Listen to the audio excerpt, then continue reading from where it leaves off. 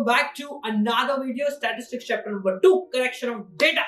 पकड़ते और समाप्त करते हैं उसको 5 मिनट के अंदर। आपके मिड टर्म आ रहे हैं तो उसकी तैयारी के लिए हम पीछे नहीं रहने वाले, फोड़ देंगे भाई साहब साथ में मिलके। ठीक है जी, तो चलो शुरू करते हैं करेक्शन ऑफ डेटा। अपन ने पिछले चैप्टर में देख लिया स्टैटिस्टिक्स क्या होता है। अब बात करते हैं स्टैटिस्टिक्स करते कैसे। सबसे पहले पकड़ते हैं डेटा को कलेक्ट कैसे करते हैं। देखो डेटा दो प्रकार के होते हैं, एक होता है प्राइमरी, एक होता है सेकेंडरी। प्राइमरी सोर्स का मतलब क्या होता है कि आप डेटा को पहली बार कलेक्ट कर रहे हो, आप ही हो जिसके दिमाग में खुजली आई है कि ये वाला डेटा कलेक्ट करना है, और आप जा जाके कलेक्ट कर रहे हो फ्रॉम द ओरिजिन या from the source of the origin. जहां से डेटा को लेना है आप खुद जा रहे हो या किसी को भेज रहे हो पहली बार डेटा कलेक्ट करने को, फर्स्ट हैंड डेटा को, primary source of data collection को।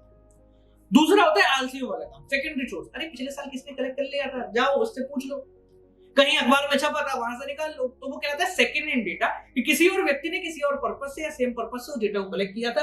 अब वो डेटा ऑलरेडी पड़ा हुआ है तो आपने उसको यूज कर लिया। फॉर एग्जांपल हमारे भारत में मान लो सेंसस हुआ, जनगणना हुई, तो आपको क्या लगता है जनगणना करते समय वो सिर्फ ये देखते हैं कि घर में कितने लोग, नहीं, वो कम से कम 10-15 तरीके के सवाल पूछते हैं। इससे फायदा क्या होता है, अगली बार अगर किसी व्यक्ति को एवरेज इनकम पता करनी है तो वो लोगों के घर पे नहीं जाएगा, सेंसस का डेटा उठाएगा, उसी में हर एक व्यक्ति के आगे उनकी आय यानी इनकम भी लिखी होती है, तो वहीं से डेटा को उठाएगा। वो कहलाता है सेकेंडरी सोर्स या secondary method of data collection.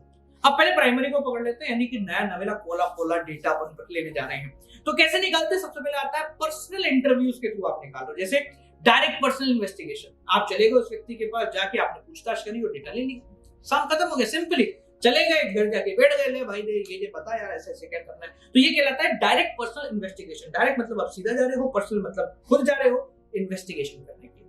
अब इसका फायदा क्या होता है या कहां पर सूटेबल होता है? सबसे पहले बात करें सूटेबल कहां पर होता है, कहां करना चाहिए। वहां करना चाहिए जहां पर फील्ड छोटी हो। फील्ड छोटी मतलब थोड़े से लोगों का डेटा लेना हो तो ठीक है, पूरे भारत का लेना हो तो काफी मुश्किल हो जाती है। नेक्स्ट है आपको एक्यूरेसी या ओरिजिनलिटी चाहिए।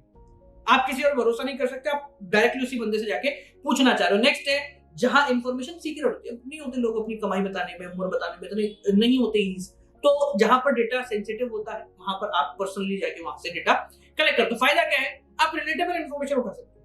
मतलब बात करने गए कि भाई कितने लोग हैं और आप उम्र भी पता करिए और बेसिकली आप इनकम भी पता करिए, तो ये रिलेटेबल इंफॉर्मेशन आप निकालते हो बात करते करते। एक्यूरेट डेटा आता है, साथ साथ में ओरिजिनल डेटा आता है, और साथ साथ में क्या है, इन्वेस्टिगेटिव जो होता है ना वो थोड़ा शाणा हो तो वो काफी सारी चीजें और पता कर सकता है। नेक्स्ट अपन बात करते हैं सर फायदा है तो नुकसान क्या है। इसका नुकसान है भैया खर्चा काफी लगता है, टाइम काफी लगता है, एक के पास जाना पड़ता है, और अगर ज्यादा बड़ा एरिया हो तो ये प्रैक्टिकली सूटेबल नहीं है। अब भाई ठीक है, सब डायरेक्ट नहीं जा सकते, दूसरा मेथड अपनाते हैं इनडायरेक्ट ओरल इन्वेस्टिगेशन। मैं एक शब्द बोलूं जिससे समझ जाओ, विटनेस। एक्सीडेंट हो गया, अब जिसका हुआ है तो पूछ नहीं सकते, तो यहां पर क्या करेंगे, विटनेसेस को पकड़ेंगे जो कि उनके बारे में इंफॉर्मेशन आपको बेहतर दे पाए। आप कभी लोन लो तो लोन वाला जो व्यक्ति आता है वो आपसे जानकारी लेने नहीं आएगा, आपके पड़ोसियों से जानकारी लेने आएगा, तो वो विटनेस के थ्रू इंफॉर्मेशन लेना कहते हैं। यहां पर डायरेक्ट जिससे इंफॉर्मेशन लेंगे उससे जानकारी लेनी चाहिए। क्या फायदा, कहां सूटेबल है? तो सूटेबल वहां जहां एरिया बड़ा है, क्योंकि आप विटनेस से पता कर लोगे तो आपको हर जगह जाने की जरूरत नहीं है। वहां जहां डायरेक्ट कॉन्टेक्ट पॉसिबल नहीं, मर गया आदमी, कैसे करोगे डायरेक्ट कॉन्टेक्ट, ठीक है, या व्यक्ति गूंगा हो गया, बेहोश पड़ा है, तो कंसर्न पर्सन से आप इंफॉर्मेशन नहीं निकाल सकते, तो वहां पर आप इनडायरेक्ट ओरल इन्वेस्टिगेशन कर रहे हो, सिर्फ पूछताछ करके, लिखित में कुछ नहीं कर। फायदा क्या होता है सर, कॉस्ट एफिशिएंट है, टाइम एफिशिएंट है, वाइड कवरेज और एक्सपर्ट ओपिनियन मिलती है। भारत में जाओ, एक्सीडेंट कैसे हुआ, 4 लोग मिलेंगे, चारों ऐसा, अरे भाई इसने ब्रेक थोड़ा ढीला लगाया था, इसका आगे ब्रेक शू घिस गया होता, उसका ध्यान कहीं, सारे एक्सपर्ट ओपिनियन आपको मिल जाएंगे। नुकसान क्या है, यही नुकसान है भाई साहब, आपको एक्यूरेट नहीं मिलता। देखिए उधर उधर का डेटा मिल सकता है, पर्सनल बाइस हो सकता है। भाई 2 लोग भिड़ गए, जिसकी गलती थी वो मेरा रिश्तेदार था, तो मैंने कहा देख सामने वाले की गलती है, ठीक है। कंक्लूजन आप एग्जैक्टली निकाल सकते हैं, मिक्स फ्रैक्शन वाले कंक्लूजन आएंगे। नेक्स्ट आता है इंफॉर्मेशन थ्रू लोकल सोर्सेज या कॉरेस्पॉन्डेंट। एक शब्द बताऊंगा, सीआईडी देखा तुमने, खबरी लाल, ठीक है, जो कि पुलिस का ही खबरी होता है, जो हर एक छोटे छोटे एरिया में मौजूद होता है, तो वो अपने हिसाब से छोटी छोटी इंफॉर्मेशन दे देता है। ये कहां पर जरूरी है, जहां पर मतलब एरिया बहुत बड़ा है, पुलिस हर जगह नहीं जा सकती, सीआईडी हर जगह नहीं जा सकती, तो वो खबरी छोड़ देते हैं अपने आप। ठीक है, जहां पर लगातार इंफॉर्मेशन चाहिए वहां पर खबरी काम आता है, आप कितनी बार जाओगे वहां पर इंफॉर्मेशन लेने। जहां पर ओके एक्यूरेसी चाहिए, ठीक है, उसने अंदाजन डेटा बता दिया, बाकी मैं अपने हिसाब से कर लूंगा। फायदे नुकसान से वही आप अपने अंदाज से लगा सकते। ये तो हो गया पर्सनली जब आप डेटा कलेक्ट कर रहे हो, यानी कि पर्सनल इंटरव्यूज। दूसरा भी तरीका होता है जिसके थ्रू आप डेटा कलेक्ट कर सकते हो, जिसको हम बोलते हैं इंफॉर्मेशन थ्रू क्वेश्चनायर्स। क्वेश्चनायर का मतलब कुछ नहीं है, एक बहुत बड़ा कागज जिसमें बहुत सारे क्वेश्चन लिखे, उसको हम बोलते हैं क्वेश्चनायर्स या फिर फॉर्म ऑफ क्वेश्चंस या शेड्यूल्स। ठीक है, इसके अंदर कैसे आप उसको मेल कर दो। बिलिंग क्वेश्चन है, भाई व्यक्ति बड़ा है, व्यक्ति एक जगह नहीं रुकता है, तो आपने क्या करा, उसको मेल कर, समझदार है तो आपने उसको मेल कर दिया कि भाई ये फॉर्म भर दे, तो फॉर्म भर के आपको दे दे। अच्छी बात है। ये बेसिकली आपको ऐसा बड़ा सरकारी नौकरी है, जब का फॉर्म भरते हो तो कई जगह ऐसा कर देते कि आपको मेल पे फॉर्म आया, आप उसका प्रिंटर निकालो, भरो और हमें पोस्ट कर दो या फिर प्रिंट करवा दो। ठीक है। नुकसान क्या है, देखो इसका सबसे बड़ा नुकसान बताता हूँ। नुकसान ये है कि बायस हो सकता है। अब आप उस व्यक्ति के पास नहीं, वो कुछ भी लिख देगा।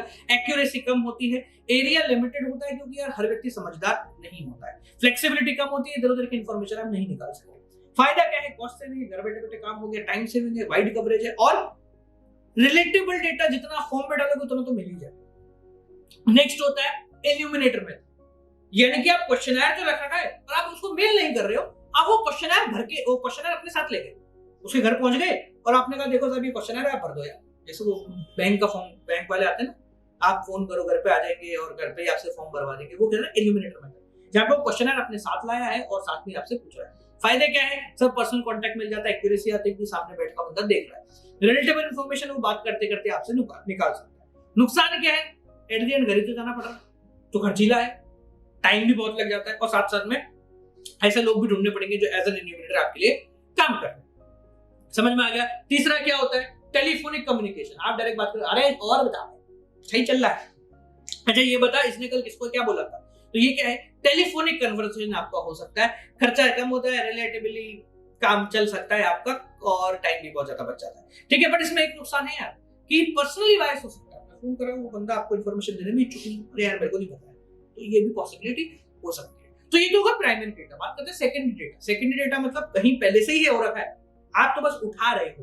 तो कहां कैसे उठा सकते हो, दो जगह आपके पास, या तो पब्लिश्ड सोर्सेज से।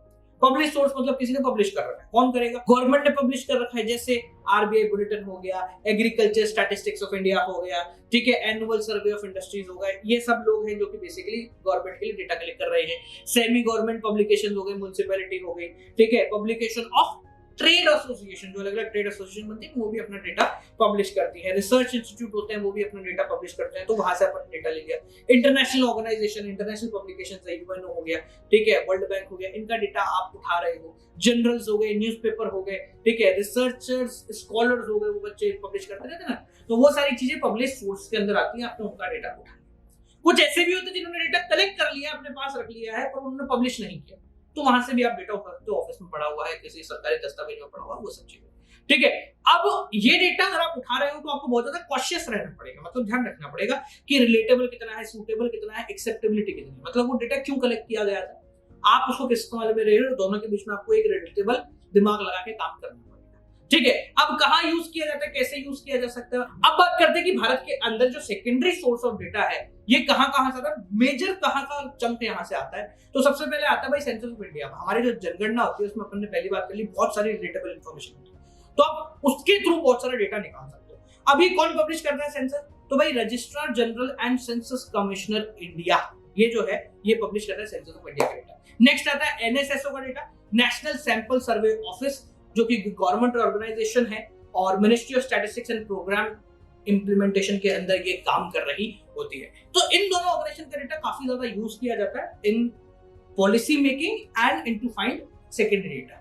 ठीक है जी, तो ये आपका पूरा का पूरा चैप्टर समाप्त हो गया है। आप अगले चैप्टर में बात करते हैं, इसको और डिटेल पकड़ लेंगे, सेंसस सैंपलिंग मेथड कौन कौन से होते हैं और इसके बारे में आगे बात करेंगे। चलिए मिलते हैं आप लोगों से के साथ।